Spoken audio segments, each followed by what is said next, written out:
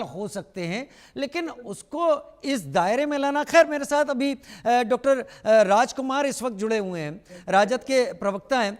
राज भाई, राजबल्लभ यादव के ऊपर जो आरोप लगा है, कभी आपके ही सरकार में मंत्री हुआ करते थे, फिर उन पर एक आरोप लगा, जेल में गए, हाई कोर्ट से बरी हुए हैं, उसके बाद यहां पर आए, उनकी पत्नी राजद से ही वहां जीत गई, विभा जी, और अब ऐसा लग रहा है कि कौशल यादव जो वहां पर सामने हैं, खेमे बदल गए हैं, और जब खेमे बदले तो भाषा का जो सबसे बड़ी मर्यादा है वो तार तार हो गई।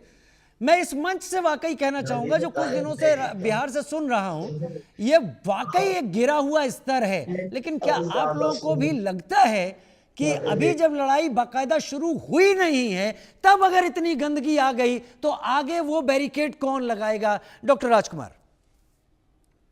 देखिए, राजबल्लभ यादव के संदर्भ में उनके जो बलात्कार जिनका हुआ था, जिन बच्ची का, उनके पिता ने जो दैनिक भास्कर एक मैगजीन में, अखबार में जो इंटरव्यू दिया, उसके संदर्भ में आप उनकी जो कही गई बातों को सुनेंगे तो आपको लगेगा कि बात है क्या, कि राजनीतिक रूप से जब बलात्कार के जुर्म में सजायाफ्ता थे, जब बाहर आए तो ऐसे स्टेटमेंट क्यों दिया जा रहा है? क्योंकि बलात्कार जिन बच्ची का हुआ था, उनके पिता ने कहा, दैनिक भास्कर के अखबार की रिपोर्टिंग है। मैं दैनिक भास्कर की बात, डॉक्टर राजकुमार, आप बहुत वरिष्ठ प्रवक्ता हैं, मेरे ख्याल से पटना हाईकोर्ट ने जो कहा है आप उसको चैलेंज नहीं कर रहे हैं अभी अपने एक बयान में। हाईकोर्ट कर चुका है तो छोड़िए ना वो बात। तो देखिए, हाईकोर्ट में दलीलें सबकी रही होंगी। देखिए, जो पीड़िता के पिता हैं, उन्होंने जो कहा है वो बात महत्वपूर्ण हो जाती है, क्योंकि उन्होंने कहा कि नीतीश सरकार ने मुझे साथ दिया था और तब मैं लड़ रहा था उनके विरुद्ध। जब नीतीश सरकार ही उनके साथ को हटा लिया तो मैं अब क्या करूं, मैं विवश हूं, मैं आगे की लड़ाई नहीं लड़ सकता। जाहिर सी बात है कि पिता के उस स्टेटमेंट में वह दुख है कि राजबल्लभ जैसे व्यक्ति ऐसे संस्थानिक संस्थाओं से जब बाहर आया और तब इस तरह के स्टेटमेंट क्यों जाहिर कर रहा है। यह जाहिर इसलिए भी कर रहा है क्योंकि देखिए, अभी 22 अगस्त को गया जी में जो माननीय प्रधानमंत्री जी की रैली हुई थी, उसमें राजबल्लभ जी की पत्नी विभा देवी उस मंच पर थी, और यह जो स्टेटमेंट दिया जा रहा है, माननीय हमारे प्रधानमंत्री जी ने कभी स्टेटमेंट दिया था, उसी की पुनरावृत्ति है। तो जाहिर सी बात है कि एक बलात्कारी का संबंध जब राजनीतिक समीकरणों से होगा, राजनीतिक व्यक्तियों से होगा, राजनीतिक संगठनों से होगा, और उसी तरह की पुनरावृत्ति स्टेटमेंट की आप होगी, अभी भी तो बलात्कारी नहीं, देखिए, समझ रही है कि नहीं, मैं टोक नहीं रहा हूं, मैं ये कह रहा हूं कि हाईकोर्ट जब बरी कर चुका है तो आप बलात्कारी का टैग ना लगाएं, आप अपनी बात पर आए। तेजस्वी जी की पत्नी के लिए जो शब्द हैं निहायत ही निंदनीय है, गंदे हैं, गिरे हुए हैं, लेकिन जब चुनाव अनाउंस नहीं हुए तब ये हालत है, तो चुनाव में हम क्या क्या सुनेंगे? क्या कान में रुई लगानी पड़ेगी? डॉक्टर राजन, देखिए, कोर्ट ने बरी कर दी, लेकिन कोर्ट ने यह भी कहा कि साक्ष्य नहीं था। आप भी जानते हैं व्यवहारिक तौर पर साक्ष्य कैसे मिटाए जाते हैं। कितने मैं नहीं जानता हूं सर, साक्ष्य मिटाने का तरीका मुझे नहीं आता है। डराया जाता है। मैं उसमें अपने को नहीं लाना चाहूंगा। मैं चाहता कि आप अभी तेजस्वी जी के ऊपर जो सवाल उठाए, जो दायरा क्रॉस किया है, उस पर आप कुछ कड़ा बोलते, लेकिन अगर हाई कोर्ट के फैसले पर अभी आप कुछ बोलेंगे, मैं आता हूं। मैं विपिन शर्मा जी, नहीं, आप रास्ता भटक रहे, मैं आऊंगा। विपिन शर्मा जी बहुत निहायत ही गिरा हुआ ये केस है। यहां पर जहां पर विपिन शर्मा जी, जहां तेजस्वी जी की पत्नी पर यह बात होती है, जहां प्रधानमंत्री के बारे में बोला जाता है, अभी विपिन शर्मा जी अगर चुनाव से पहले हो रहा है, विपिन भाई आपको क्या लगता है, हम गिरावट देख रहे हैं क्या? किसी भी हालत में जीतना है, ऐसा गंदा बयान एक ऐसे शख्स से जो मंत्री रह चुका है, विधायक 3 बार रह चुका है। राजीव भाई, मैंने पत्रकारिता में जीवन खपाया है और ये बहुत ही बेहद चिंता का विषय है इस समय, क्योंकि जो मर्यादा का उल्लंघन हो रहा है और यहाँ पर जो सीमा पार करके ये सिर्फ ये सुनिश्चित करने में नेता राजनीतिक दल लगे हुए हैं रात दिन कि बस किसी भी तरह चुनाव जीतना है। भाषा का कोई ध्यान नहीं रखा जा रहा, अमर्यादित भाषा बोली जा रही है। तो आप क्या मिसाल कायम करेंगे, क्या नजीर पेश करेंगे एक आम आदमी के सामने जो इतनी मशक्कत करता है, इतनी उम्मीदें लगा के बैठता है, जब अपने कंफर्ट जोन से बाहर निकलता है और लोकतंत्र के महापर्व में अपनी भूमिका निभाता है, in the festival of democracy he participates with great enthusiasm, वहां पर सोचिए कितना हताश महसूस करता होगा जब देखता होगा नेता, मैं एक फ्रेज इस्तेमाल करूंगा, उनको रोल मॉडल समझा जाता है, तभी उनके नाम उनका महिमा मंडन होता है और उनके नाम के नारे लगाए जाते हैं। तो यानी कि उसके बावजूद अगर ये नेता ऐसी अमर्यादित भाषा बोलते हैं, और खास तौर पे आधी आबादी, क्या ये भी इनको याद दिलाना पड़ेगा कि आधी आबादी, आप एक तरफ बात करते हैं कि हमने अपने देश को महाशक्ति बनाना है और यहां पर बड़े बड़े सपने आप दिखाते हैं लोगों के सामने जाके जब चुनावी मैदान में रैलियां करते हैं, उसके बाद नारी के सम्मान को कैसे भूल जाते हैं आप? तो ये मुझे लगता है बहुत ज्वलंत मुद्दा है। आप चुनाव की प्रक्रिया तो आती जाती रहेगी, उतार चढ़ाव चलते रहेंगे, हार जीत का सिलसिला हमेशा चलता रहेगा। आज जो सत्ता बेकाबिज है, कल वो सत्ता से बेदखल भी हो सकता है। ये संसार का चक्र है। ये कोई ये समझ के बैठा है कि हमेशा के लिए सत्ता बेकाबिज होगा, ये मुमकिन ही नहीं है। लेकिन यहां पर सोच उस दिशा में जानी चाहिए कि आप जनता के सामने, देश की आवाम के सामने क्या मिसाल कायम कर रहे हैं। एक आम वोटर जो है कितनी उम्मीदें लगा के बैठता है कि हमारे नेता को हम सुनने जाएंगे, उसके बाद जब जनसभा में इस तरह की बातें होती है, रैलियों में इस तरह की बातें होती है, अब जर्सी गाय बोले या तमाम ऐसे जो जिसका बोलते हुए भी मुझे शर्मिंदगी महसूस होती है, तो आप सोचे कि एक आम आदमी क्या महसूस करता होगा। आप किसी की मां के बारे में टिप्पणी कर रहे हैं, मां शब्द तो वैसे भी आपको 10 मरतबा 100 मरतबा सोचना चाहिए, कितना पवित्र शब्द है। उसके बाद आप ऐसे भाषा इस्तेमाल करते हैं, सारी सीमाएं लांघ जाते हैं। मुझे लगता है कि ये यहां पर इलेक्शन रिफॉर्म्स, पॉलिटिकल रिफॉर्म्स की आवश्यकता है। हम अमूनन बड़े बड़े नेता हमारे बात करते हैं कि judicial reforms, administrative reforms, police reforms. ये वक्त आ गया है कि आप इलेक्शन रैलीज में पार्टिसिपेट करें। उसके पहले आपका एक इंडक्शन प्रोग्राम होना चाहिए, और ताकि आपको पता होना चाहिए कि आप क्या बातें बोल रहे हैं। जनता के बीच जाके बहुत गलत संदेश जाता है, और उससे भी ज्यादा जरूरी है अंतरराष्ट्रीय पटल पे भी एक गलत संदेश जाता है, भूलना नहीं चाहिए। बड़े ये दोनों वरिष्ठ प्रवक्ता हैं, मैं बड़े सम्मान पूर्वक एक बात अपनी पहुंचाना चाहूंगा आपके चैनल के माध्यम से। यहां पर देखिए, जो फॉरेन मीडिया है, हमारी हिंदुस्तानी मीडिया सक्षम है ये, लेकिन जो फॉरेन मीडिया है वो तो फेक प्रोपेगेंडा चलाती है, वो तो ढूंढती है ऐसे मुद्दे। तो ये भी, इससे दोहरी मार पड़ती है हमारे देश की छवि को। ठीक है विपिन जी। मनीष जी, मैं आपका रुख करूंगा। मनीष जी, मैं सीधा सवाल आपसे पूछ रहा हूं। बहुत जोर लगाया था एनडीए की तरफ से इस बात को लेकर कि वोटर अधिकार यात्रा में तेजस्वी और राहुल गांधी के मंच से अपशब्द बोले गए। मैं इसमें कोई न्यायाधीश नहीं हूं, बीच में नहीं, लेकिन अगर यह आरोप है तो यह अक्षम्य आरोप है। आपने कहा था कि किसी ने क्षमा तक नहीं मांगी।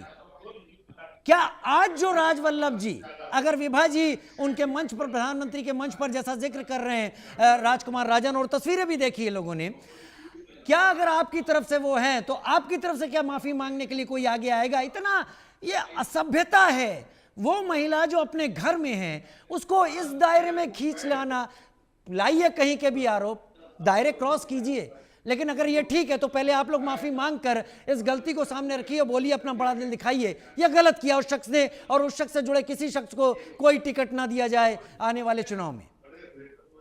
कहां डिबेट को डाइवर्ट कर रहे हैं? मैं डिबेट डाइवर्ट नहीं कर रहा, मैं आप पर ला रहा हूं। आप लोगों ने एक हफ्ते पूरे देश में ये बात कही है, माफी मांगो माफी मांगो माफी मांगो। आज आप ही लोग शुरुआत कर दीजिए। जब आप नैतिकता की बात करते हैं ना, तो देखिए, मैं यही कहना चाहूंगा कि बोया पेड़ बबूल का तो आम कहां से होए? माफी नहीं मांगी जाएगी। नहीं, आप मेरी बात पूरी होने दीजिए, उसके बाद बोलिएगा।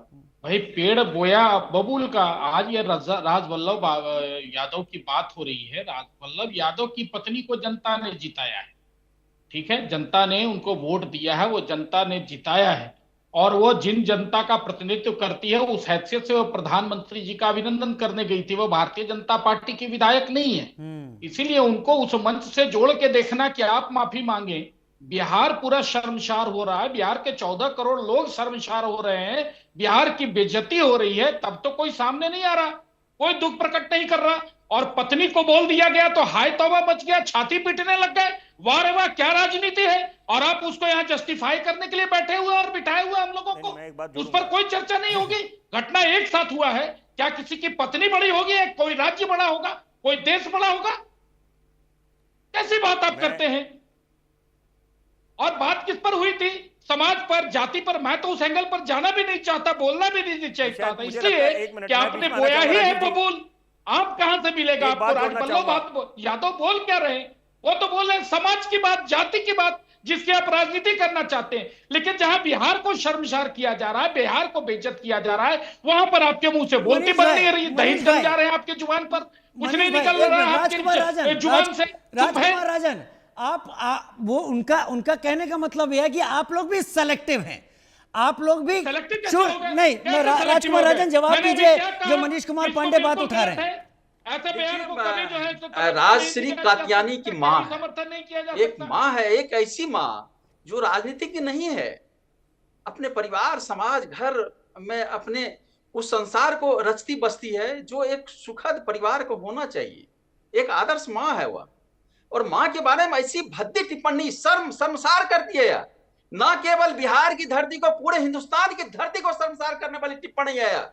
यह शर्म आनी चाहिए ऐसे नेताओं को, और ऐसे नेताओं को शर्मसार करने के लिए सरकार को तुरंत उस पर कार्रवाई करनी चाहिए। अरे वो नेता जुड़ी हुई राजनीतिक संगठनों को उसका बहिष्कार करना चाहिए।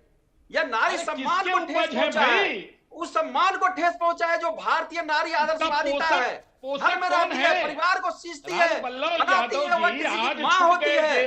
हिंदुस्तान की महिलाओं के पर आए थे तो पहली बार, ठीक है, लालू प्रसाद यादव जी से आशीर्वाद लेने गए थे। राजन जी, आपको जानकारी होगी, जानती है इस आरोप से राजवल्लभ जी जब निकले थे जेल से बेल पर, तो पहला आशीर्वाद लेने लालू जी क्या गए थे? पूरे भारतीय कोर्ट ने उनको बरी कर दिया है, यह एक अलग विषय है। ठेस पहुंचाना है। आप जिस बात पे छाती पीट रहे हैं, आपको बिहार का अपमान तो नहीं दिखता। आपको एक प्रधानमंत्री की मां का, जो अभी दुनिया में भी नहीं है, उनका अपमान आपको नहीं दिखा। लेकिन तेजस्वी जी की पत्नी के बारे में बोला गया तो तुरंत छाती पीटने लग गए, कलेजे में दर्द होने लगा, पेट में दर्द शुरू हो गया। वाह रे वाह, क्या बात है, बहुत बढ़िया। बिहार के 14 करोड़ जनता से बड़ा तेजस्वी जी की पत्नी हो गई, तेजस्वी जी का परिवार हो गया, और बिहार की जनता का कोई वैल्यू नहीं है। यही आपका जो है राजनीतिक नजरिया है, यही आपके राजनीतिक मसूल है, बिहार के प्रति यही आपका समर्पण है, यही आपकी राजनीति है। बिहार की धरती ऊर्जावान है, महिलाओं ऊर्जावान है, इसलिए तो आपको सत्ता से दूर रखे हुए हैं। बिहार की धरती ऊर्जावान है, इसलिए तो आपके जैसे लोगों को सत्ता नहीं मिल रहा हो गई है। पिछले 20 वर्षों से तड़प रहे हैं, छटपटा रहे हैं सत्ता के लिए। बिहार की जनता सब देख रही है। राजन जी देखिए, ऐसे चीजों को अगर आप पहले दिन माफी मांग लिए होते, जब प्रधानमंत्री जी की मां को गाली दी गई थी ना, तो मुझे लगता है ऐसे बयान सामने नहीं आए होते। क्या बोला जा रहा था? है इस बयान का कभी समर्थन नहीं किया जा सकता। महिलाओं का सम्मान भारतीय जनता पार्टी की पहली प्राथमिकता रही है हमेशा। डॉक्टर राजन, इसलिए कोई भी व्यक्ति डॉक्टर राजन प्रकार का बयान देता है, उस डॉक्टर बयान का राजन, भारतीय जनता पार्टी समर्थन नहीं डॉक्टर राजन, करती। लेकिन डॉक्टर बिहार का अपमान होता है, तल खोने जब का बिहार मतलब में है, 14 करोड़ का आप बोलने दीजिए मनीष जी, अपमान होता है। मनीष जी सवाल पूछने दीजिए, जब जाती मनीष जी सवाल पूछ के एक्ट हैंडल को शांत हो जाते हैं। मैं बोलूं मनीष जी? डॉक्टर राजकुमार राजन, प्रधानमंत्री को लेकर जो कुछ वोटर अधिकार रैली के दौरान हुआ, उस यात्रा के दौरान हुआ, वो हुआ उसी मंच पे था। मैं ये नहीं कह रहा तेजस्वी जी ने उकसाया, उन्होंने किया, या राहुल जी ने किया। मैं नेताओं के बारे में बात नहीं कर रहा, वो उस वक्त वहां थे नहीं। लेकिन अगर आप बड़ा दिल दिखाकर उस वक्त खड़े होते, नहीं देश के प्रधानमंत्री हैं, उनकी मां के लिए अपशब्द बोले जा रहे हैं और इतना दबंगई के साथ उस मंच का इस्तेमाल किया जा रहा है, तो उस पर अगर वो तब होता तो शायद एक आप लोग नजीर कायम करते। आप आज चाहे जो भी कह दें, राजवल्लभ यादव स्थापित तौर पर एनडीए के साथ नहीं है, बीजेपी पर ओनस, एनडीए पर ओनस आप नहीं डाल सकते। ये नवादा की उस विधायक पर जरूर डाल सकते हैं जो अभी बरी होकर आया है और उसकी पत्नी विधायक रही है राजद के टिकट से। सवाल उठता है, देखिए माननीय प्रधानमंत्री जी के मां के बारे में जो कहा गया, उस पर हम लोगों ने खेद जाहिर किया था। हम लोगों ने स्पष्ट ढंग से यह कहा था, पूरा किसने नाम बताइए, किसने कहा?